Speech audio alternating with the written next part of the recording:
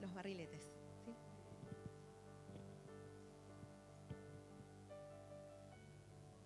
Muy buenos días para todos, una bendición.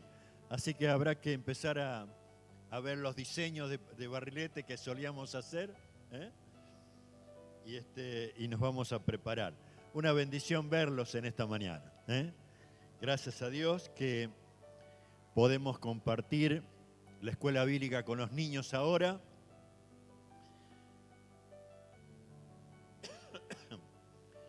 Y bueno, espero que me disculpen un poquito la voz. Vamos a ver cómo podemos seguir adelante. Hace unos domingos atrás habíamos comenzado a compartir acerca de ese pasaje de Job 42, versículo 5, donde dice: hasta ahora solo había oído de ti, pero ahora te he visto con mis propios ojos. Lo mismo en Moisés, cuando de pronto él le pregunta, bueno, ¿cuál es el nombre de ese Dios? Entonces, ¿qué le responderé? Y Dios le contestó a Moisés: yo soy el que soy. Dile esto al pueblo de Israel: yo soy, te he enviado a ustedes. O sea, en estos pasajes habíamos tratado de descubrir personas preciosas, muy santas, muy religiosas, pero a la vez en un momento ellos reaccionan ante una tremenda verdad. Desconocían a Dios. Desconocían a Dios. O sea, lo que tratamos de ver juntos es que no es necesario tener conocimiento de la palabra de Dios, de sentirnos como que, bueno, hemos compartido una reunión, tenemos amistad con algunos hermanos, puedo estar aún dando a conocer los dones. Es mucho más que esto, es llegar a tener una relación profunda, interior de amor con el Señor, ¿sí? Entonces, para eso, ¿qué es lo que podemos hacer? ¿Cómo comienzo a amar a una persona? Sino a través de conocerla. ¿Es cierto? ¿Vieron cuando de pronto hay algunos lugares por internet donde la gente se puede meter y decir, bueno, conocí en Australia a una chica, estoy profundamente enamorado? Y desconocemos todo lo que significa esa chica. Y es posible que esta reacción de Job, de oída te había oído, ahora mis ojos te ven. Y por eso es que nos introdujo este tema en ver esos atributos, ese carácter, esa personalidad de Dios. ¿Cómo es? Y fuimos descubriendo en primer lugar el versículo Juan 4:24 dice: pues Dios es espíritu y por eso todos los que le adoran deben hacerlo en espíritu y en verdad. O sea, Dios es espíritu. Difícil para nosotros llegar a comprender todo lo que eso significa. Pero a la vez nos damos cuenta de que tenemos interiormente una necesidad de adorar. ¿Cuántas personas se están preparando para mañana? No me diga que usted no preparó la botella,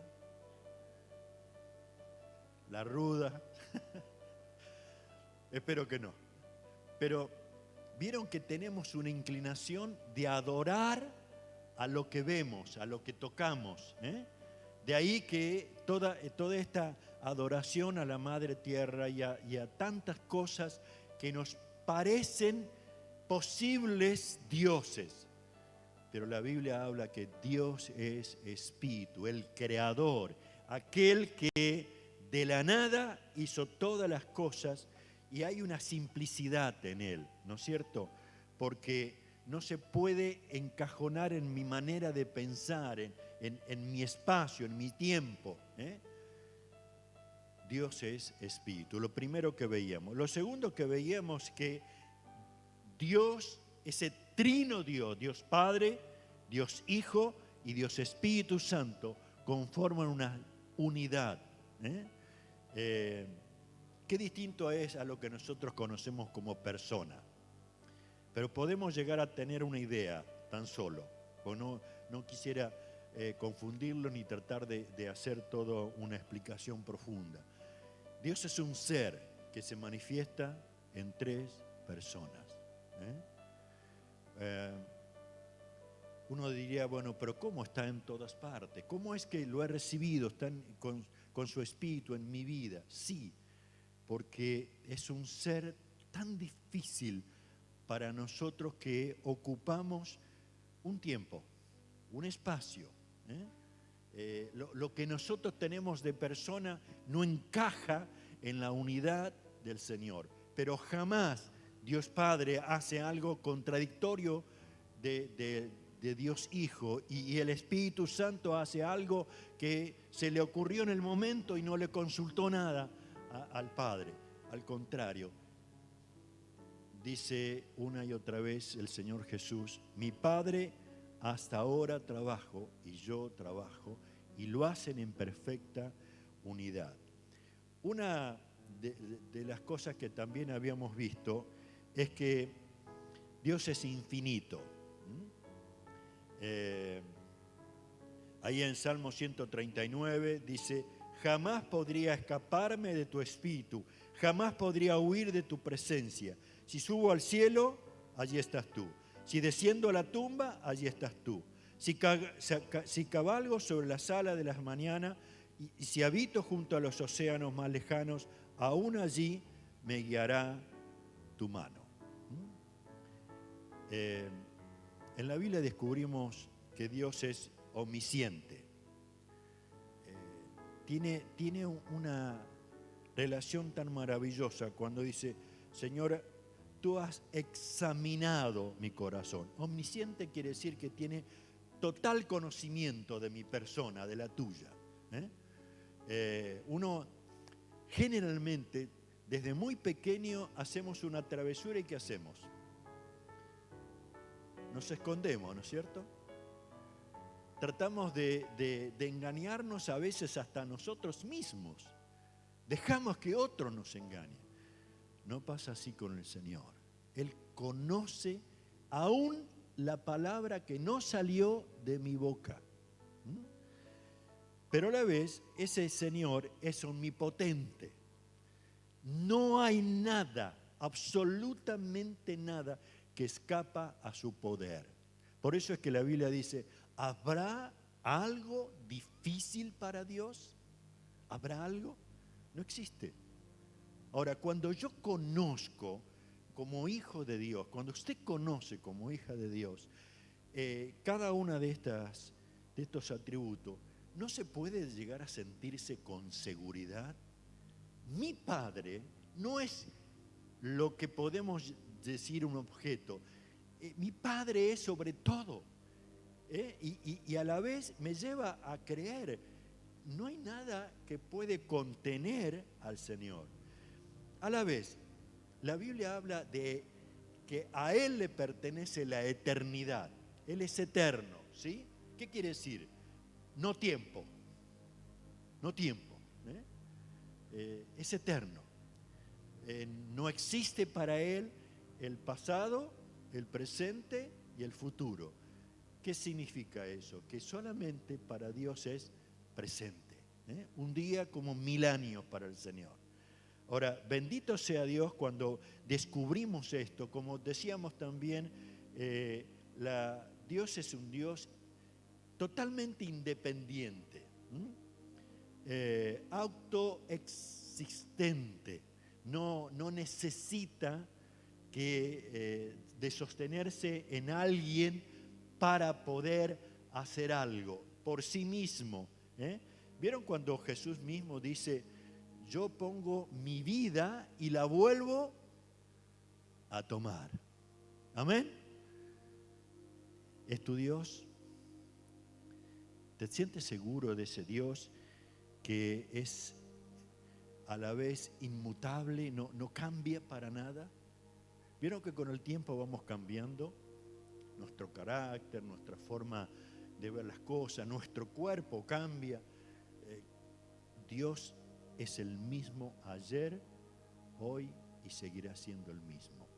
Tenemos una palabra de hace miles de años, sigue siendo la misma palabra de Dios. Él se autorreveló a cada uno de nosotros para que podamos llegar a descubrirle constantemente. El Salmo 102, 27 dice, pero tú siempre eres el mismo, tú vivirás para siempre. Cada una de estas nos llevan a identificarnos. Yo alabo a Dios cuando conozco este tipo de cosas, porque en medio de la enfermedad, de las circunstancias, de las cosas que vivimos como argentinos, yo sé a quién pertenezco.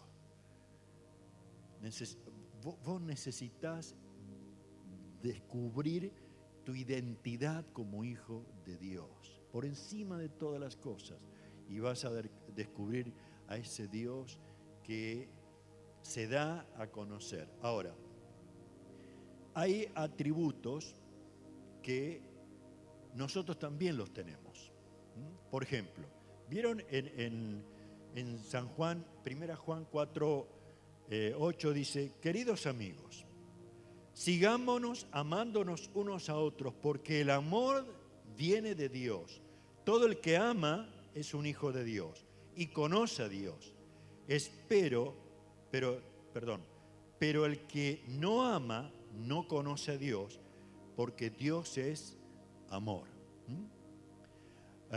Lo que me preocupa a veces es que nosotros, cuando decimos, bueno, Dios es amor, estamos teniendo una mala idea de Dios. Porque nunca se olvide, Dios es amor, pero también es justo. ¿Sí? ¿Qué quiero decir con esto? ¿Vieron cuando la Biblia dice, Dios no tendrá por inocente al malvado? ¿Se da cuenta de eso? O sea, porque de pronto dice, bueno, no importa, Dios es amor, me va a comprender, Dios es amor, no interesa la vida que puedo llevar, si me gusta uno o me gusta una. No, Dios es amor, pero realmente está dando a conocer. En primer lugar, habla de la gracia de Dios, ¿sí? ¿Qué significa eso? Es el amor de Dios hacia el ser humano que está sin Cristo, perdido, en tremendas dificultades. La gracia de Dios es una manifestación del amor de Dios, pero también la Biblia me habla de la misericordia, ese amor que aquellos que están sufriendo y no pueden salir de ese dolor.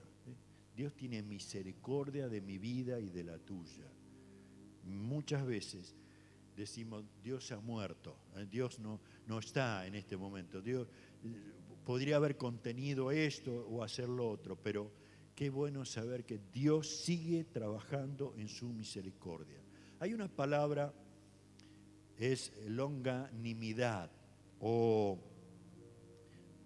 quizás a lo mejor podríamos reducirla a paciencia. Dios tiene un amor paciente. ¿Por qué digo esto? ¿Vieron cuando la Biblia dice, Dios hasta ahora es paciente? ¿Por qué? Miren, les leo un pasaje en 2 Pedro capítulo 3. Dice, sobre todo, querido, recordares que en los últimos días vendrán burladores que se reirán de la verdad y seguirán sus propios deseos y dirán, ¿qué pasa con la promesa de que Jesús iba a volver? Desde tiempos antes de nuestros antepasados, el mundo sigue igual que al principio de la creación. Deliberadamente olvidan que hace mucho tiempo Dios hizo los cielos por el orden de su palabra y sacóla de la tierra del agua y la rodeó con agua, y luego puso el agua para destruir el mundo. Por esa misma palabra, los cielos y la tierra aún existen, han sido reservados para el fuego, están guardados para el día del juicio, cuando será destruido la gente que vive sin Dios. Sin embargo, queridos amigos, hay algo que no deben olvidar. Para el Señor, un día es como 1000 años, y 1000 años son como un día. En realidad, no es que el Señor sea lento para cumplir su promesa, sino que como algunos piensan. Al contrario, es paciente por amor a ustedes. No quiere que nadie sea destruido, quiere que todos se arrepientan. Una palabra fuerte de parte del apóstol. Ahora, no solamente Dios es amor, Dios es soberano. ¿Usted sabe que Dios es soberano? ¿Aceptamos eso como una realidad o nos cuesta? Sí que nos cuesta, ¿no es cierto? Sí, bueno, pero Señor, si tú eres soberano, ¿por qué no cambias esto? ¿Por qué me permites lo otro? Pero bendito sea Dios, cuando dice en el Salmo 135, el Señor hace lo que Él le place, por lo que está en el cielo y lo que está en la tierra. ¿Cuánto conocen el Padre Nuestro? Padre nuestro que estás en los cielos, ¿sí? Hágase tu voluntad en el cielo y en la tierra. Y de pronto hace su voluntad y uno está diciendo, no, Señor, no puede ser. No, ¿cómo esto no me puede estar pasando? Esto es un sueño, no es real. Bueno, aceptar la soberanía de Dios. Yo no entiendo por qué hay una guerra terrible en el mundo. No entiendo eso. Sé que Dios tiene el control de esta situación. No entiendo por qué de pronto el COVID y ya ni sé si es 19, 20, 21 o 25, ya no sé. Pero nos afectó a todos y nos sigue afectando. Y aún es posible que haya cosas peores todavía que vendrán. Pero lo que sí sé, porque la Biblia nos dice, porque el Espíritu nos va revelando, Él es soberano, Él tiene el control absoluto. Y aún que algunos están pensando, bueno, cualquier cosa, nos vamos a Marte. Como si fuera Marte, miércoles, jueves, no. ¿A dónde podremos escapar de su presencia? Lo tercero que quiero que veamos es en cuanto a la verdad de Dios. Dios es veraz, no miente. ¿Sí? ¿Alguno de nosotros alguna vez dijo una mentira? ¿No? Y dije una, ¿no? Jamás Dios te va a mentir. Jamás nos va a mentir. Qué hermoso es eso. Uno podría decir, ¿qué nos pasa como argentinos hoy, como nación? ¿Tenemos un problema de credibilidad en los gobiernos? Claro que sí. Entre nosotros mismos. Dios no miente. Cuando dice algo, estate seguro, créelo de todo corazón. Él cuando dice, yo estaré con ustedes hasta el fin del mundo. ¿Puedo creerlo? ¿Puedo confiar en eso? Amén. Y van a pasar muchas cosas, pero esa verdad va a permanecer porque es una verdad de Dios. Y por eso es que tenemos que decir gracias, Señor. Lo cuarto que quería ver en esta mañana es que Dios manifiesta su justicia. ¿Muy distinta a la nuestra? Por supuesto que sí. ¿Cuántos carteles constantemente en la semana usted puede ver? Queremos justicia, queremos justicia. Y no nos damos cuenta que nuestra justicia está plagada de prejuicios, de de muchísimos elementos que son parte de este mundo y de nuestra propia naturaleza. Pero la Biblia dice en Hebreos 6:10, pues Dios no es injusto, no olvidará con cuánto esfuerzo han trabajado para Él y cómo han demostrado su amor por Él, sirviendo a otros creyentes como también lo siguen haciendo. Ese atributo maravilloso de Dios. Dios es justo. Nuestra manera de pensar es que Dios nos está tratando con injusticia. Mientras que la Biblia dice, Dios es justo. Dios es justo. Dios es justo. Una y otra vez está dando a entender que en su justicia, dice, permanece para siempre. Lo quinto que quería ver en esta mañana es en cuanto a la santidad de Dios. Hay un pasaje en 1 Pedro 1:15, dice, pero ahora sean santos en todo lo que hagan, tal como Dios, quien los eligió, es santo. Pues la Escritura dice, sean santos porque yo soy santo. Y uno, cuando hablamos de la santidad de Dios, es que Él está separado de todo pecado. Él está realmente por encima de lo que yo puedo comprender. Y entonces, ¿cómo es que me demanda mi santo? En primer lugar, tengo que entender que cuando recibo a Jesucristo, el Espíritu Santo comienza a vivir en mí.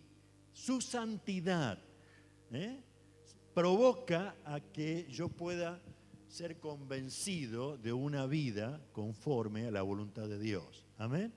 Entonces, comienza a operar separándome de un sistema de pecado que gira en derredor de cada uno de nosotros. Hemos sido aquellos que nos sacó para separarnos, a hacernos santos.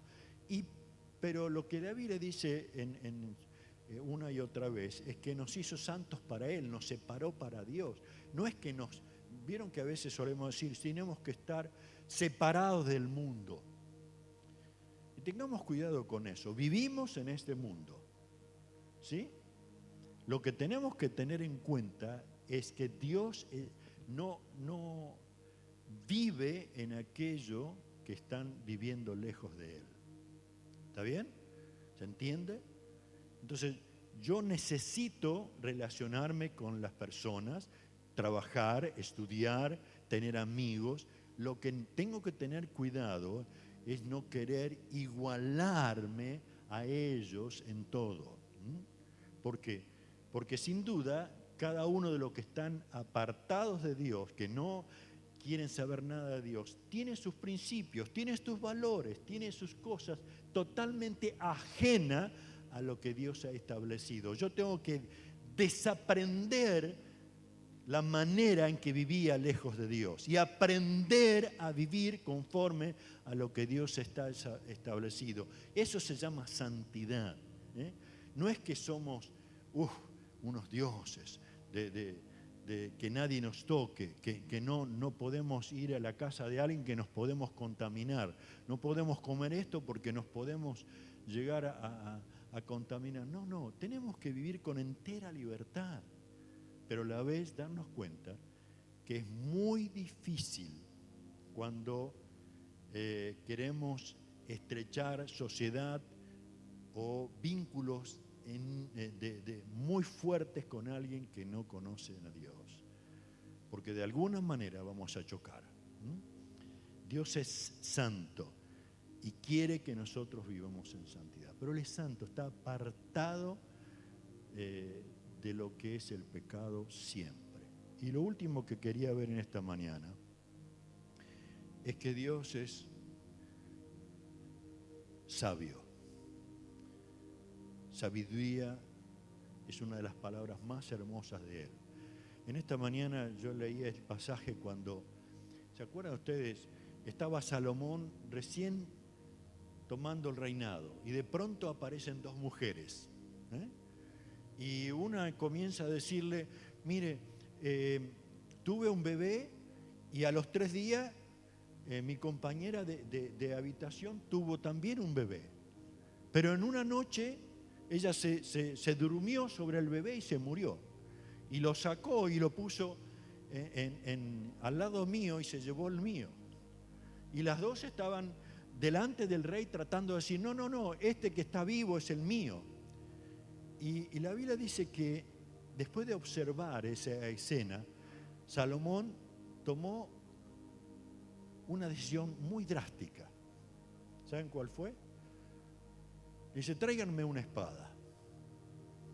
Dice, vamos a hacer una cosa.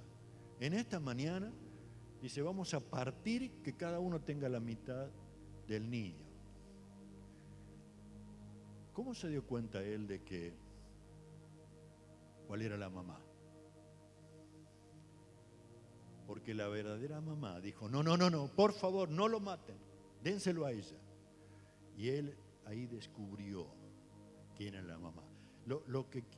La historia me muestra a un hombre que actuó con sabiduría. Nosotros podemos llegar a tener muchos diplomas, mucho estudio, mucho conocimiento, muchos cargos, pero no ser sabios. La sabiduría viene de Dios. Dios es un Dios sabio. Sabe hacer las cosas mucho más allá de lo que nosotros llegamos a entender. Dice que mis pensamientos no son vuestros pensamientos, porque está por encima de toda inteligencia humana. Nosotros los seres humanos somos capaces, somos inteligentes, somos realmente maravillosos. Uno se queda maravillado vez tras vez cómo la imagen de Dios es real en cada uno de nosotros. Pero a la vez es ser sabio, es realmente vivir conforme a lo que ha establecido el Señor. Sea sabio, hermano. Cada una de estas cosas que hemos visto, uno puede llegar a decir, bueno, ¿fue sabio Dios cuando creó la tierra? Amén. Lo vemos en la creación, lo vemos en lo que es la propia salvación que se fue originada para que usted y para que mi vida esté cerca de Él. Él, de veras, está tratando de demostrar. Salmo 104, 24 dice, oh Señor, cuánta variedad de cosas has creado. Las hiciste todas con tu sabiduría. Y cada vez más se van descubriendo aún animales en los profundos de los océanos de una manera indescriptible. Dios ha hecho con sabiduría todas las cosas. Repasando, yo tengo que reconocer ese Dios de amor. Amén. Tengo que conocer que Dios es soberano. Tengo que llegar a darme cuenta que Dios es veraz, jamás va a mentir. Tengo que llegar a ver que Dios es justo. La justicia de Dios es maravillosa. Por eso es que cuando David comenzó a ver que el pueblo estaba siendo consumido por una plaga, y vino el profeta Natán y dijo, miren, Dios te da algunas opciones, o elegís que haya una enfermedad tipo plaga, o que el enemigo caiga sobre vos y tu pueblo, o que estés sufriendo a causa de mi mano. Y él dijo, mire, no, yo quisiera de veras que nosotros caigamos en tu mano, porque tú eres un Dios misericordioso. No quiero caer en manos del enemigo. Qué lindo es saber que hay justicia de Dios y su misericordia, su amor está con nosotros. Y qué lindo es saber que Dios es un Dios sabio. actúa con sabiduría en tu vida como en la mía. Queridos, a mí me gustaría, y es mi oración, que a través de conocer alguna de estas cosas, nosotros más que nunca nos amparemos en esa verdad, que llegar a tener una relación de amor con Él, adorarlo no solamente porque me conviene, no solamente porque me dijeron que lo haga, no solamente porque de alguna manera voy a tener algún beneficio, sino por lo que Dios es. Adorarlo por lo que Dios es en realidad. Y por supuesto que esa adoración va a producir muchísimos resultados de gran bendición a mi vida. Pero primero tengo que descubrirlo. Y cuando comienza a haber dudas en vos, ¿será sabio? ¿Será justo? ¿Será veraz? ¿Será? Uno puede llegar a decir, no. Es mi Dios al quien adoro con todo el corazón. Que de veras nosotros podamos descubrir. Hoy cantábamos una canción que me gustaría que podamos desarrollar en alguno de estos domingos en cuanto a los nombres de Dios. Y decir, Señor, qué grande, qué Padre amoroso tengo, qué realmente tan especial llega a ser en mi vida. Yo les invito a ponerse de pie. Vamos a terminar orando al Señor y esperando, por supuesto, que los niños pueden retardar un momento, pero que a través de este momento que estemos acá podamos saludarnos y, como decíamos estos días, por lo menos 4 o 5 hermanos salúdelo, pregunte cómo está o si necesita ore por él, y descubra que su hermano lo necesita y usted necesita de su hermano. Padre, en esta hora quiero darte gracias. Gracias, Señor, por lo que tú eres. Cómo llegar a descubrir que tú eres un Dios de amor, llegar a descubrir tu soberanía profunda, que eres un Dios que no miente, que es veraz, que puedo sentir la justicia tuya aplicada a mi vida y al mundo, sabiendo que tú tienes el control absoluto, que tu santidad no se mezcla con aquellas cosas que son injustas. Tú estás separado de todo. Gracias por esa sabiduría que aún sigue en todo este mundo. Padre, en el nombre de Jesús, yo te ruego que tu bendición esté sobre cada uno. Me alegra mucho verlos en esta mañana, pero más aún el gozo de saber que cada una de nuestra vida está en tus manos y que en estos días podamos tomar decisiones firmes a pesar de lo que esté sucediendo. Gracias, Señor, gracias. Pero ahora también queremos orar por aquellos que están enfermos.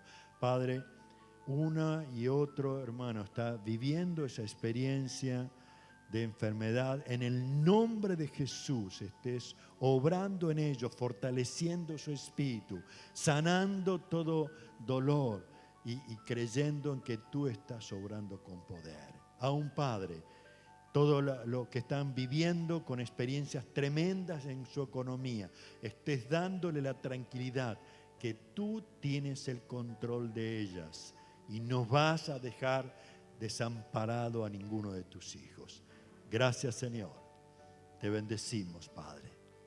Queremos adorarte y aún enséñanos a adorarte, Señor. Lo queremos hacer en espíritu y en verdad. Bendito sea tu nombre, Padre. Oramos en el nombre de Jesús.